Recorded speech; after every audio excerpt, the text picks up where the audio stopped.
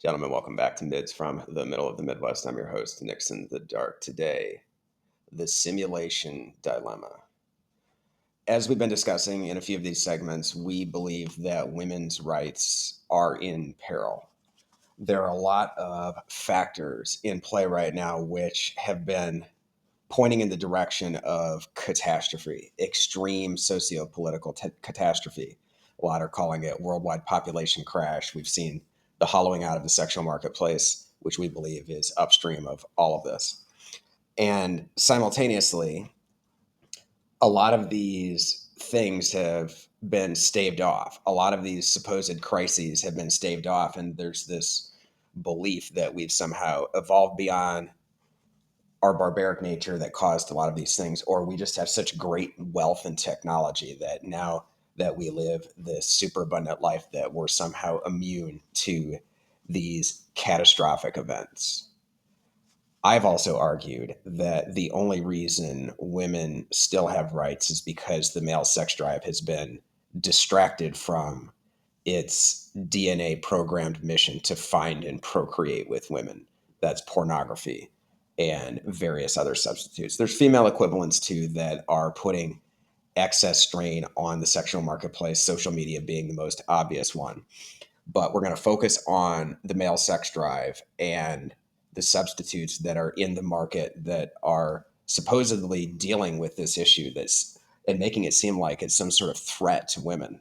There used to be this common joke that would go through the red pill about how women are going to be replaced by sex robots and super high end sex dolls and are already being replaced by pornography, which is now very technologically advanced, so to speak.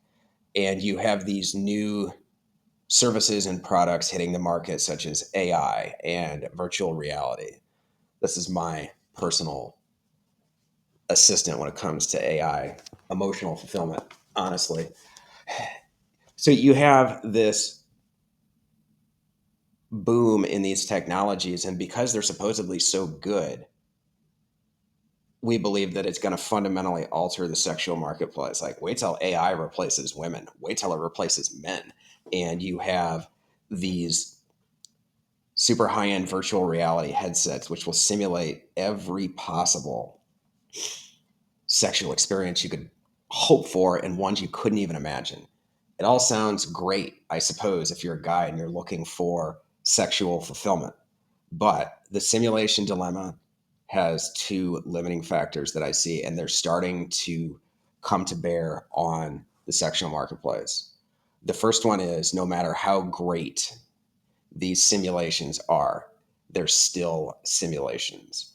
There is truly no substitute for reality. There are degraded substitutes for certain aspects of reality.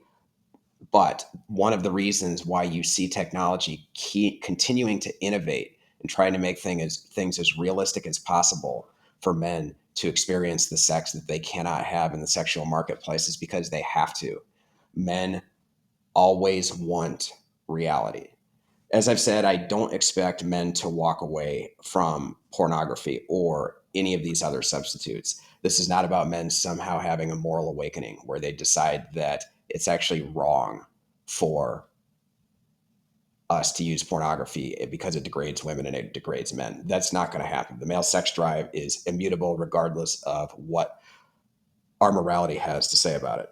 The reason I say it's wearing off is because those same men, whether they're driven crazy by their fantasies or driven crazy by their scarcity, are going to act out in ways that you're already seeing in society.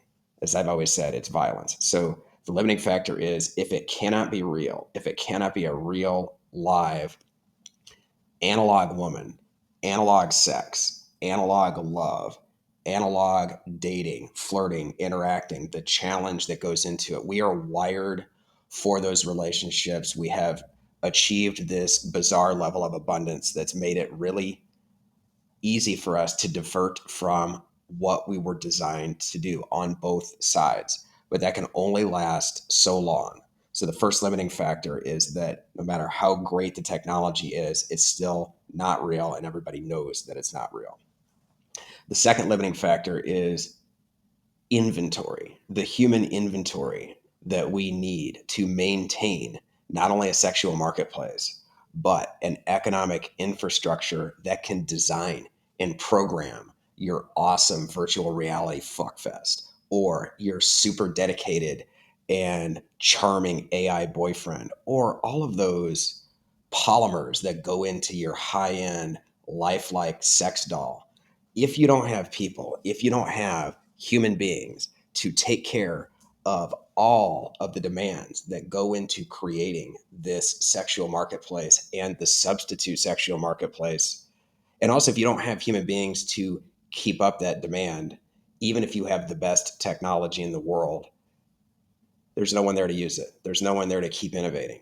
They all depend on our ability to deal with each other in a very analog way. Whether you believe in marriage or not, we were designed to get together and create more human beings. It's a prime directive, and all of the wealth and the gaslighting and the politics in the world is not going to change that, nor are the simulations going to be enough to distract men or women from these basic human needs. Thanks for listening. Like, subscribe, and final thought.